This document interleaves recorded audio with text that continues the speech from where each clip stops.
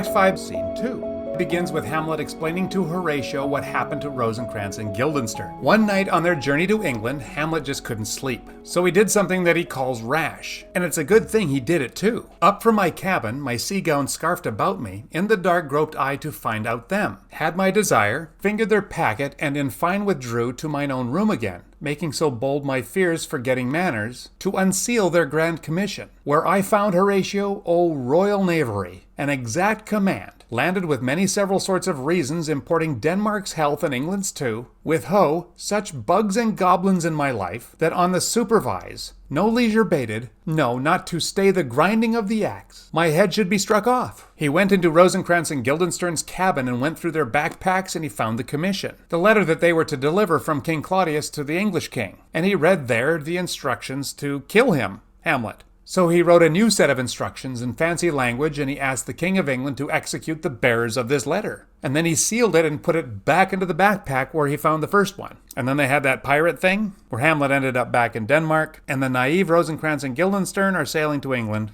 to deliver a letter for their own execution. Horatio points out that very soon someone is going to come from England and inform the king the result of the switcheroo, and Hamlet will be in a tight spot. Hamlet agrees. He says, "It will be short. The interim is mine." Then Hamlet tells Horatio that he feels bad. Not about Rosencrantz and Guildenstern. No, about them he says this: "They did make love to this employment. They are not near my conscience. They're going to get what they deserve." No, he doesn't feel bad about them. He feels bad about how things went down with Laertes in the graveyard.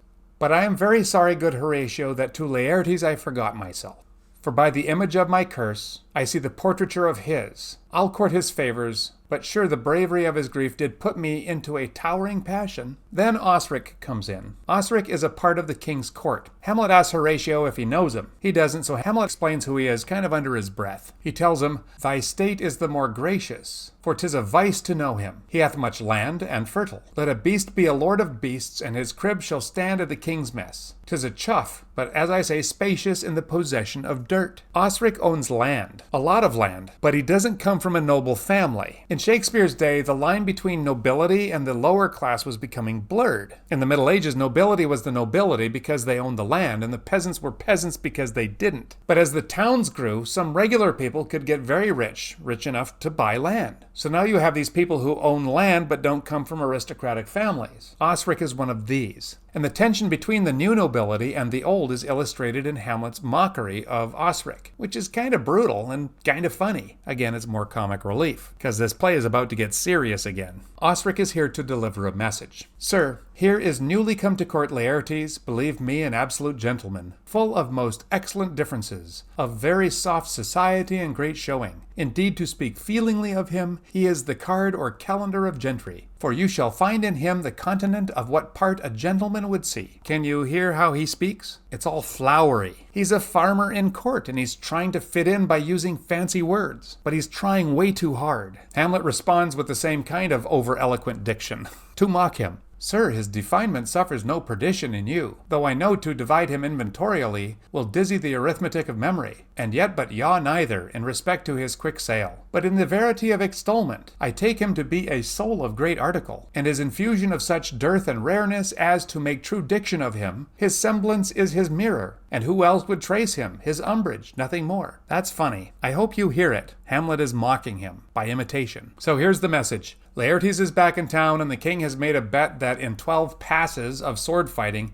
Laertes wouldn't win by more than 3. Horatio advises Hamlet that he should call in sick and say that he can't fight. But Hamlet replies this way: "There's a special providence in the fall of a sparrow. If it be now, 'tis not to come. If it be not to come, it will be now. If it be not now, yet it will come. The readiness is all. Since no man has aught of what he leaves, what is't to leave betimes." Hamlet seems to be accepting that life can't be figured out, which he seems to have been trying to do all through the play. Now he thinks you just gotta be ready for what comes. Perhaps this passage gives us the answer to the question we are all obviously asking. Why is Hamlet going sword fighting? Doesn't he have other things to do? Isn't he on a tight timeline? He just said that he has to kill Claudius before the ambassador from England arrives and spills the beans about Rosencrantz and Guildenstern. Guildenstern. And what about what he said at the end of his last big soliloquy? He said, "My thoughts be bloody or be nothing worth." Where's that kind of passion? Why is he engaging in a recreational swordplay competition? Anyway,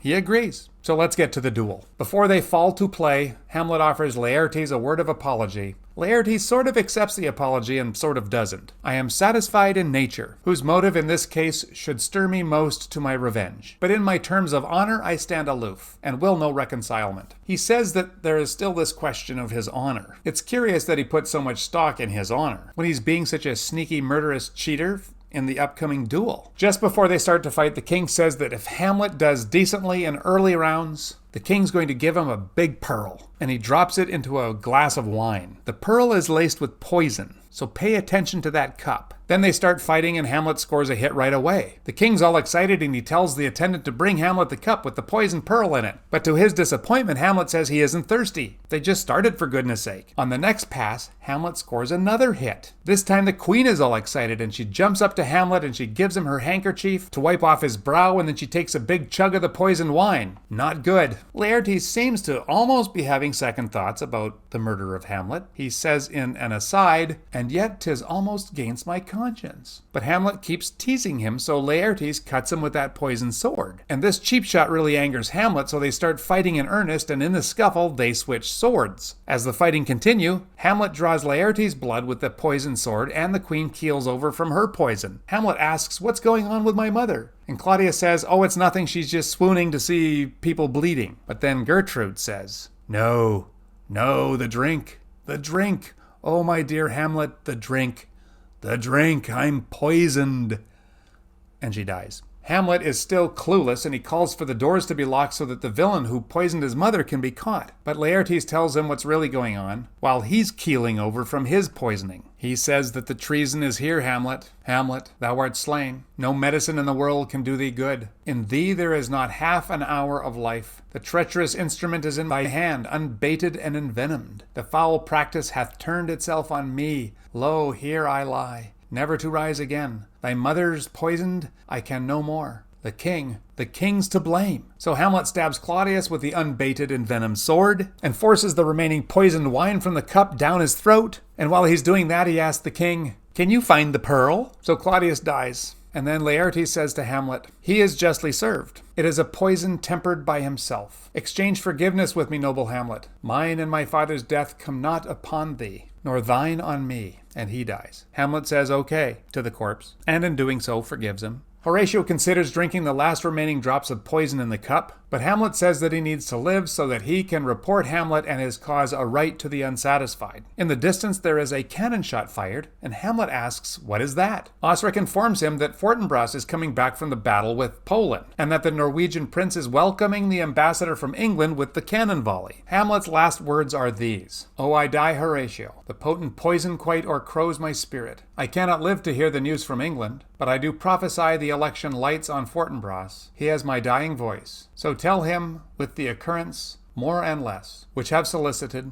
the rest is silence." And Horatio says goodbye with these words: "Now cracks a noble heart. Good night, sweet prince, and flights of angels sing thee to thy rest." I have always thought that this last bit would be a good thing to say to a child after you tuck them into bed at night. But maybe when they grow up and find out where it comes from and what it means, they might be horrified, and that might be cool too. Then Fortinbras comes in and says this place looks more like a battlefield than a palace. The ambassador from England arrives and wonders to what authority he is to report that Rosencrantz and Guildenstern are dead as requested. Horatio points to Claudius and says, "Not to him." Fortinbras says, "You can report it to me, because I am the king of Denmark now." He also says to Horatio that he'd love to hear the story about all this death. And the last words of the play belong to the new king. "Let 4 captains bear Hamlet like a soldier to the stage, for he was likely, had he been put on, to have proved most royally. And for his passage the soldiers' music and the rites of war speak loudly for him. Take up the bodies, such a sight as this becomes the field, but here shows much amiss.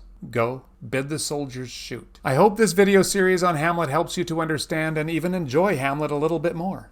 Thank you, and we'll see you next time.